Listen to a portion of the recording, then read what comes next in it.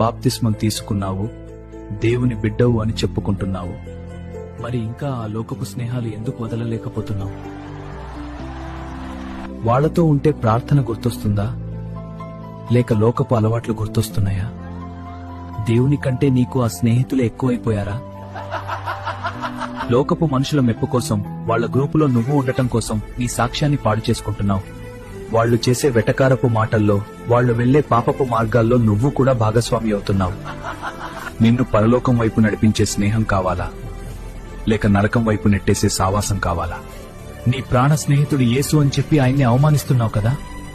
1 Corinthians 15లో దేవుడు కఠినంగా చెబుతున్నారు, మోసపోకుడి, దుష్ట సావాసము మంచి నడవడిని చెరుపును. నీ భక్తి ఎంత గొప్పదైనా సరే తప్పుడు స్నేహం నిన్ను ఖచ్చితంగా పడగొడుతుంది. ఈ రోజైనా నీ చుట్టూ ఉన్న మనుషులని చూసుకో. నిన్ను దేవునికి దూరం చేసే ఆ స్నేహానికి స్వస్తి